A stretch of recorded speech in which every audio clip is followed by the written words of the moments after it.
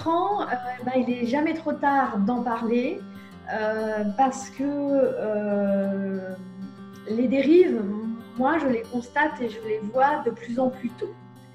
Et si ça fait des années et des années que je tirais le système d'alarme en disant attention, attention, il y a un problème, si je me suis agacée après certains institutionnels, après des grosses commissions de travail et qu'il n'est rien sorti sur la protection du mineur sur Internet, mais également sur l'éducation aux médias, aujourd'hui, c'est devenu un phénomène de société.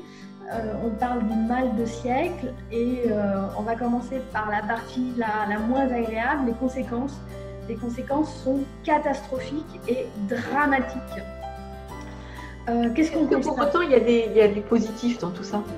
On verra ça plus tard. Oui. Mais aujourd'hui, nos comportements face à nos écrans et l'usage qu'on en fait avec nos enfants sont catastrophiques sur plusieurs points.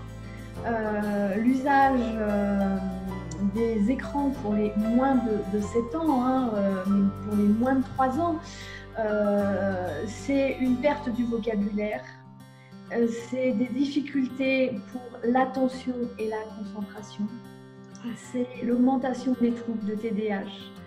C'est TDAH, je ne sais plus, enfin, ce sont ces enfants qui sont hyperactifs et qui ont une incapacité à se poser dans le temps pour poser une réflexion, donc appauvrissement du vocabulaire, difficulté d'attention et de concentration, augmentation de l'agressivité et des violences, difficultés et troubles du sommeil. Aujourd'hui, les enfants de moins de 9 ans ont perdu 25 minutes de sommeil par jour. Ils ont fortement déconseillé de donner une tablette à des enfants de moins de 6 ans et j'ai envie de dire de moins de 10 ans. Ça peut être une tablette commune pour tous les enfants et l'enfant en fait une demande ou parce que vous avez su mettre en place des temps d'usage d'écran bien déterminés. Et là, on peut utiliser la technique du bâton de parole pour mettre en place ces temps d'usage. Alors, j'ai, comment dirais-je, des parents qui vont me dire « Mais oui, mais à l'école, il y a de plus en plus de choses à faire sur les ordinateurs. » Oui, on peut définir qu'en moyenne, dans la semaine, il y a tant de temps accordé, soit pour du soutien scolaire, soit pour les travaux à rendre à l'école avec l'ordinateur, et un temps dédié au plaisir et à la détente. Et de bien distinguer ces deux supports. Et si l'ordinateur est dans la pièce commune, eh ben, en passant, vous êtes présent, vous pouvez surveiller, il y a des échanges.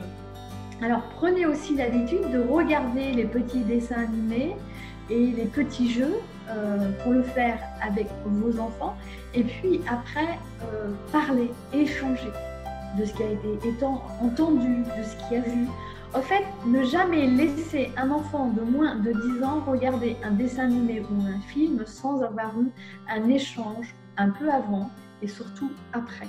Et vous allez voir que quand vous avez un environnement avec suffisamment de jeux et une disponibilité, vous allez voir vos enfants, ils savent jouer en disant mais ils s'ennuient. Mais oui, c'est normal que votre enfant dise qu'il s'ennuie, mais si on répond systématiquement à leurs demandes, ils n'apprennent pas à répondre par eux-mêmes.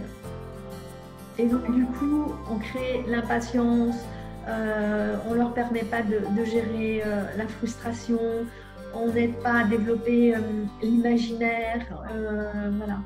Et nos enfants ont besoin de silence. Et là aussi, ô combien il y a du bruit partout. Le matin, on va allumer la télé, on monte dans la voiture, on allume la radio, on est dans les grands magasins, il y a de la musique. On rentre à la maison, on va se mettre sur l'ordinateur ou on va mettre de la musique. J'invite aussi à accueillir des moments sans musique dans la maison. Et j'accueille aussi surtout pour les 2-3 ans, 5-6 ans, à mettre en place des comptines douces. Parce que les comptines permettent de travailler l'acquisition du vocabulaire et le rythme. On peut en plus s'appuyer sur des petits livrets pour renforcer l'acquisition du langage. Et je constate aujourd'hui que les enfants de 6-7 ans écoutent une musique qui est trop stimulante et absolument pas adaptée au développement neurologique de l'enfant.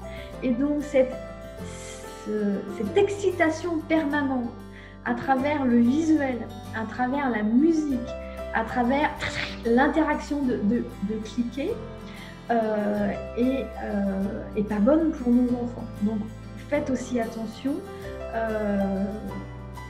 à donner une musique appropriée à l'âge de nos enfants et à savoir écouter de la musique classique, voire à écouter tout simplement la nature.